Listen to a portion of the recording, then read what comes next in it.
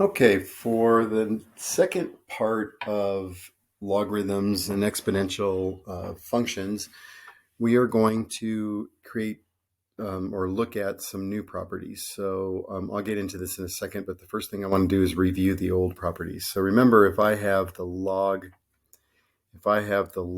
base x or whatever it is that I have, we'll do that. We'll do log base x of 64 equals 2, then remember we do our circle. We always start with the base. So we have x squared equals 64. And so now we have to figure out, okay, what do we square to get 64? That would be x equals 8. So x would equal 8 in that particular case. And then we go the other way. So now we have something like this. We'll say 2 to the x equals 16. And we want to rewrite it the other way. But see, we can solve it here, but I just want to show you how to rewrite it. Remember, we always start with the base. So we're going to start with the base there. And so we have the log base 2 of 16 equals x as we write our way around. And of course, we can see in this case that x is going to equal 4 because 2 to the 4th power equals 16. But this is just conversion. So we can see the conversion back and forth for each of those.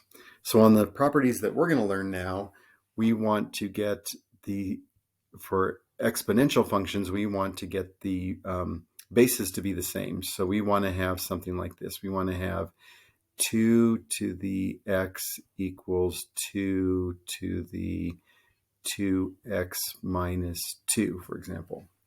And so if we get it in that form where we have the bases are the same, we can just assign the powers to be the same. So we can assign x equals 2x, and then we can solve it. So we bring minus 2x to the other side, where we get negative x equals negative 2.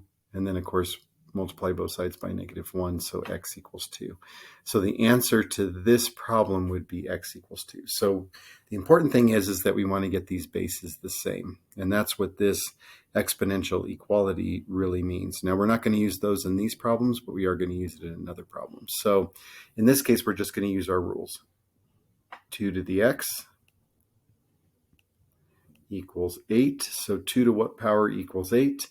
That would be 2 to the 3rd, so x has to equal 3. In this case, 7 squared equals x. 7 squared, of course, is 49, so 49 equals x. X cubed equals 125. And in that case, x is going to have to equal 5. So 5 cubed is 125, so x would equal 5. So that's how we do those problems. And then in the next problem, we're going to do properties like that one right there.